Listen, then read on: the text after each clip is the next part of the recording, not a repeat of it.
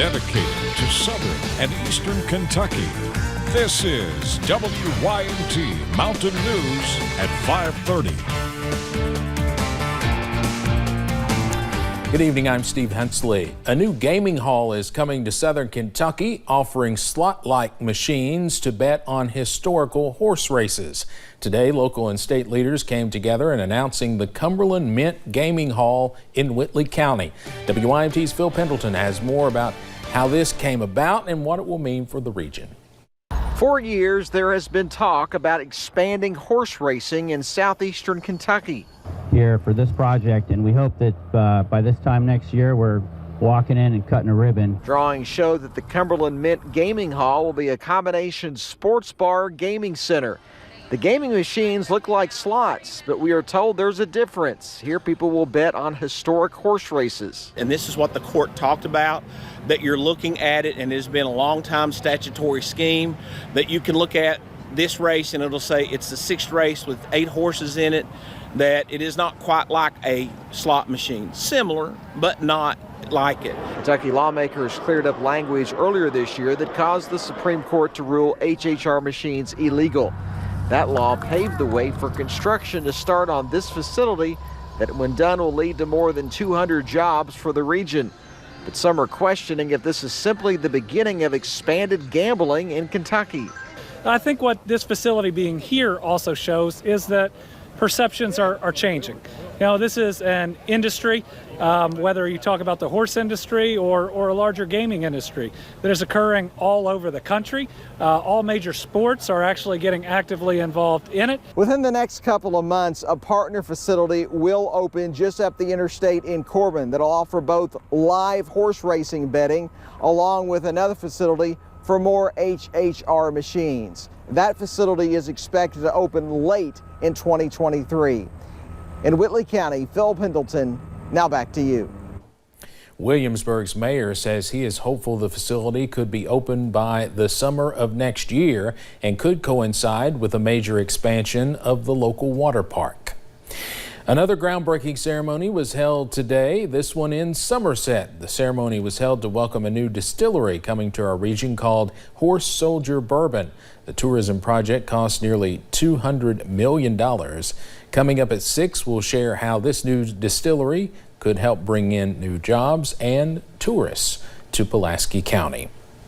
The union representing the 400-plus striking workers at a Kentucky distillery is turning to the National Labor Board and federal mediators. The union is trying to get Heaven Hill to bargain after the company declared talks were at an impasse. Workers walked off the job 5 weeks ago demanding changes to pay, benefits, and scheduling policies.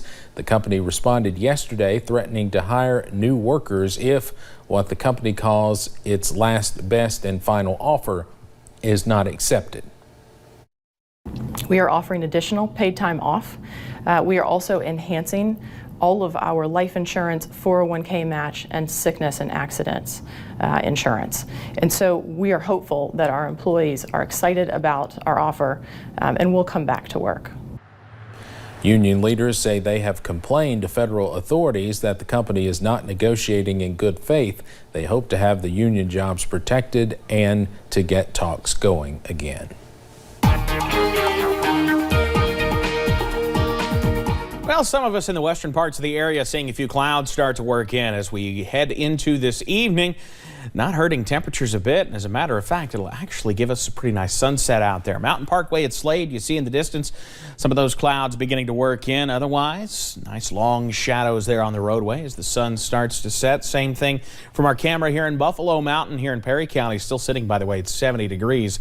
And we're on sunset watch as those clouds are moving in at the perfect time the sun sets. So, yeah, keep an eye to the western sky tonight for some nice colors as we head outside. For the most part, low 70s, couple upper 60s still out there.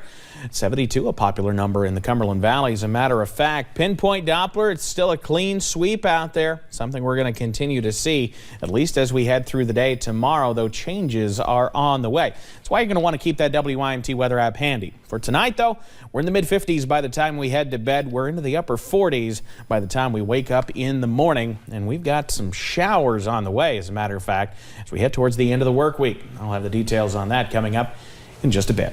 Steve? Evan, thank you. A University of Kentucky student has died of presumed alcohol poisoning. That's according to the Fayette County coroner. 18-year-old Thomas Lofton Hazelwood was found unresponsive in the farmhouse fraternity last night and later died at UK Hospital. He was a freshman from Henderson, majoring in agricultural economics. Police told us foul play is not suspected, but they are investigating the circumstances of his death. We've asked if anyone could face charges, but have not received any information about that.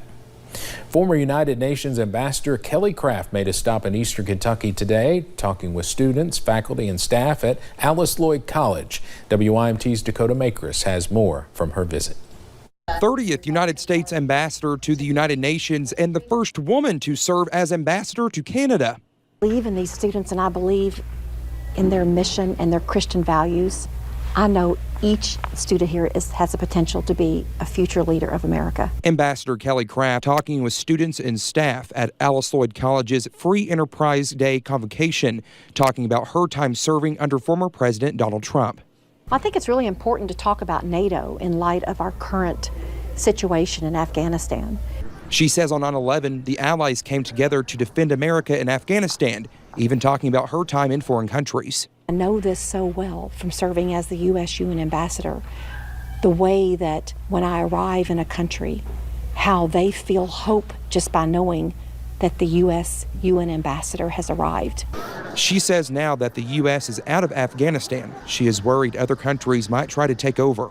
Being this breeding ground and also a country that is very rich in rare earth minerals, you've got China coming in, you have Iran going to be breeding more of their terrorists. Touching on Operation Warp Speed, calling it the greatest health achievements in the world. Great to know that the U.S. could provide these vaccines. I mean, we helped Taiwan. We helped, and of course, Taiwan couldn't receive any from China, and other countries that were afraid of the Chinese Communist Party would not step up and assist Taiwan. Speaking to nearly 500 students about her time serving. Role models that took the time to talk to me and the importance of having somebody that cares and that will listen. Hoping to inspire the future generations in Knott County. Dakota Makris, WYMT Mountain News. The college also awarded the ambassador a plaque as a thank you for her service to our country. Kraft is married to Hazard native and coal executive Joe Kraft. A coalition of organizations are launching a year-long educational campaign about lung health issues in Kentucky. These organizations plan to educate Kentuckians through a campaign called Breathe Better Kentucky. The initiative will include a three-part series called Fighting to Breathe. It will examine the causes of lung disease as well as treatments and prevention. A new shop officially opened its doors in downtown Pikeville, one of many in the past month, but this one is a bit different. Upcycled specializes in upcycled Appalachian apparel by taking previously loved pieces of clothing and turning them into secondhand Appalachian fashion statements. The owner, Jasmine Mead, and officials with the city of Pikeville came together to celebrate the opening on Friday, and Mead says she believes the community has responded well. We were just floored at the participation and how welcoming the community and everyone was. I think everyone had a great time.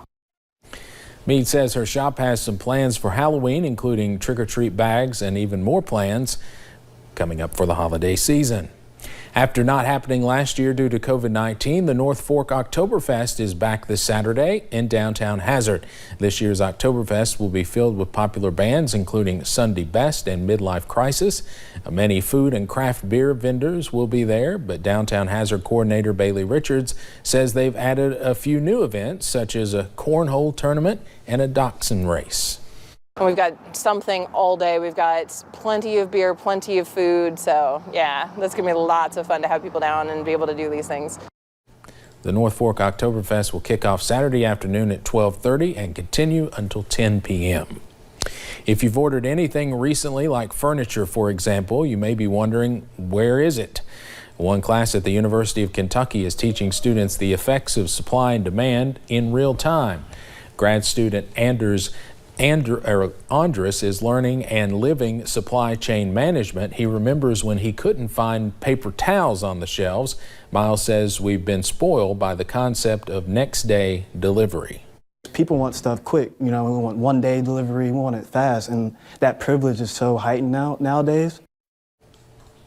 Professor Chavez says getting semiconductors and chips for computers, phones, and cars are two of the biggest problems in the supply chain. She predicts the situation will eventually be fixed, but it might take around 2 years.